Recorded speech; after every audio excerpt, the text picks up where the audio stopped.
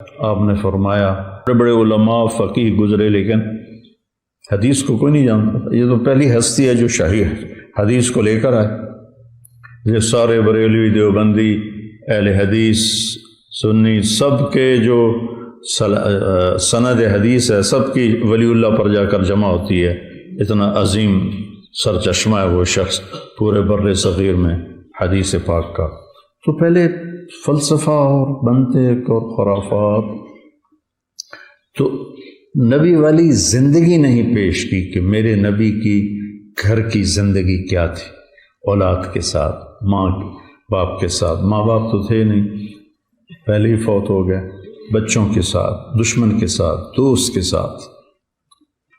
تو جہیز بھی اسی ہندوؤں کی ایک رسم ہے جو ہمارے گاٹے فٹ ہو گئی ہے. اور ہماری طرح اب تو خیر کوئی نہیں رہا. یہ پہلے جب ہم چھوٹے چھوٹے تھے تو ہمارے سارے اگلی جو تھے بزرگ وہ سارے زندہ تھے تو وہ پوری رسمیں نبھایا کرتے تھے جو بھی ہوتی تھی. تو اس میں ایک رسم تھی کہ لڑکی کا جہیز ساری بارات والوں کو دکھایا جاتا تھا. وہ چار پائیاں بچ جاتی تھیں ہر ایک اپنے حساب سے. تو ہم نے اپنے گھروں میں دیکھا تو ایسے چار پائیاں بچ جاتی تھی اور اس پر جناب کہیں کپڑے پڑے ہوئے ہیں، کہیں زیور پڑا ہوا ہے، کہیں جوتے پڑے ہوئے ہیں، کہیں بھانڈے پڑے ہوئے ہیں، پتیلے بھی پڑے ہوئے ہیں. خراب. اور بھائی ایک خاتون سے میں نے سنا ساڈا پتر ہن انگلینڈ ہوندا ہے، ہن تو اسی شادی تو پہلے پوچھنا ہے کہ سانو دیو گے کی. وہ تیرا بیڑا غرق جائے، وہ تمہیں اپنی بیٹی دے رہا ہے، جگر کا ٹکڑا کاٹ کے دے رہا ہے بیٹی، اس کے بعد کہہ رہے ہو سانو دیو گے کی.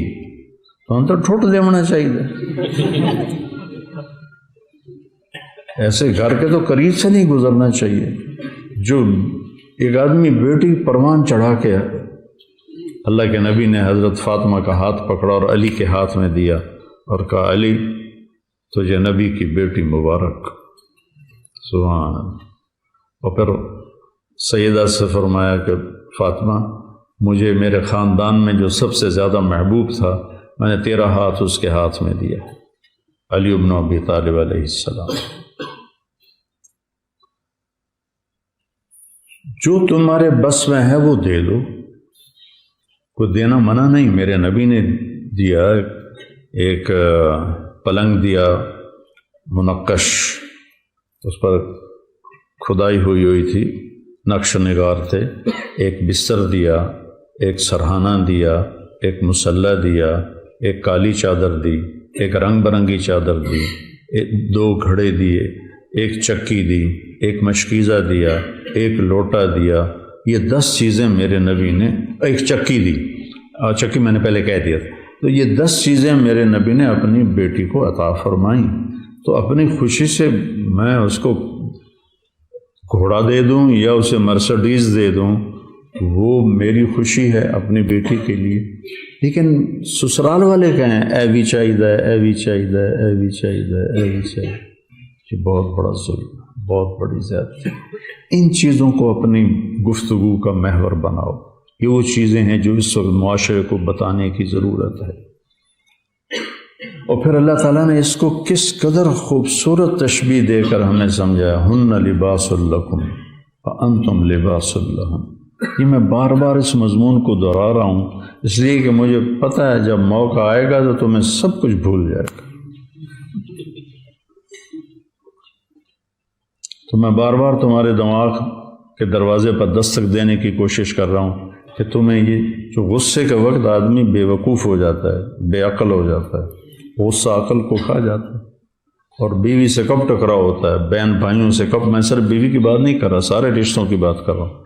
بہن بھائیوں سے، ماں باپ سے، بیوی سے کب ٹکراؤ ہوتا ہے؟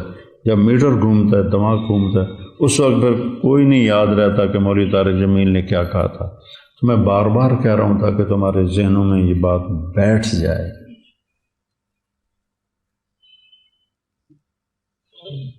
سب سے مشکل کام ہے اچھے اخلاق، کیونکہ ان کے سیکھنے کا وقت سب سے مشکل وقت.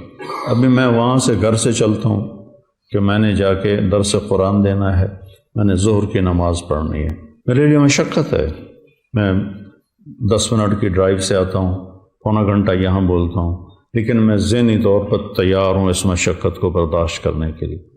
روزے سے حلق خشک ہو رہا ہوتا ہے اور بولا نہیں جاتا، پیاس لگ رہی ہوتی ہے، جسم میں تپش ہوتی ہے، میں تیار ہوں کہ مجھے یہ مشقت برداشت کرنی، لیکن اچھے اخلاق برتنے کا جو وقت آتا ہے وہ وقت وہ ہوتا ہے جب تمہیں غصہ چڑھا ہوتا ہے، اور غصے کے بعد تمہارے بریک فیل ہو چکے ہوتے ہیں، اور خاص طور پر جو سریع الغضب ہوں ان کو تو اگلی پچھلی ساری ان کو یہ بھی بھول جاتا ہے کہ میں کون، تو پھر وہ بہہ جاتے ہیں۔ اچھے اخلاق کے سیکھنے کا وقت وہ ہے جب تمہیں حد درجے کا غصہ آیا ہو، نمبر 1، نمبر 1، نمبر 2، یا اگلا تمہارے ساتھ حد درجے کی بدتمیزی کر رہا ہو، تو اس وقت تھوڑی دیر تو تم کرو گے صبر، پھر تم بھی ابال آئے گا ہانڈی میں۔ تو میرے عزیزو، یہ بڑے نازک رشتے ہیں، اور اس میں خامند اور بیوی کا رشتہ سب سے نازک اللہ کے نبی نے بتایا۔ آپ نے فرمایا ما تزوجت وما زوجت الا بوحی من السماء نزل به جبریل، میں نے جہاں شادی کی، میں نے جہاں بیٹی کی شادی کی، آسمان سے اللہ کا حکم آیا، پھر میں نے شادی کی۔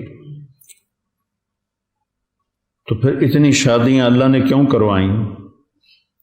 ہمیں زندگی سکھانے کے لیے کہ ہر قسم کی عورت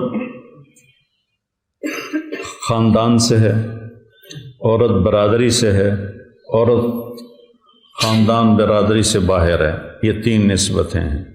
آپ نے ان تینوں نسبتوں سے شادی کی۔ عائشہ، ام حبیبہ، حفصہ رضی اللہ عنہ یہ خاندان سے ہیں، اور میمونہ برادری عرب برادری سے ہیں، قریش نہیں ہیں، جویریہ قریشی نہیں ہیں، برادری ہیں، عرب ہیں۔ صفیہ برادری سے بھی باہر، خاندان سے بھی باہر۔ اپنے سے کم عمر عائشہ، ہم عمر سودا، عمر سے بڑی خدیجہ۔ تو عورت عمر میں بڑی ہو تو میرے نبی کی مثال موجود ہے، عمر میں برابر ہو تو میرے نبی کی مثال موجود ہے، عمر میں کم ہو تو میرے نبی کی مثال موجود ہے۔ عمر میں کم ہے حضرت عائشہ رضی اللہ تعالیٰ عنہ۔ پھر وہ مال میں برابر ہو، مالدار ہو یا فقیر ہو، مال میں کم ہو، یہ 3 نسبتیں ہیں۔ خدیجہ رضی اللہ عنہ تعالیٰ مال میں اونچے ہیں، اور باقی تقریباً مال میں برابر ہیں، اور صفیہ اور جویریہ لونڈیوں سے آزاد ہو کر ان سے نکاح ہوا ہے تو وہ مال میں کم ہیں۔ یہ 9 نسبتیں ہیں عورتوں کی جن سے کوئی عورت باہر نہیں نکلتی۔ میرے نبی نے ہر نسبت کی عورت سے شادی کر کے دیکھا۔ پھر غصے والی ہیں، درمیانہ غصہ ہے، بالکل ہی خاموش ہیں، ان سے بھی شادی کر کے دکھائے۔ حفصہ رضی اللہ عنہ اپنے باپ کی طرح غصے والی تھی، ایک دفعہ آپ نے ان کو طلاق بھی دے دی، تو جبریل آئے کہ اللہ تعالیٰ کہہ رہے ہیں رجوع کرو کہ عمر کو تکلیف ہوگی، اور دوسرا حفصہ کے لیے ہم نے لکھ دیا ہے یہ آپ کی جنت میں بیوی ہے، تو آپ نے رجوع فرمایا۔ حضرت سودا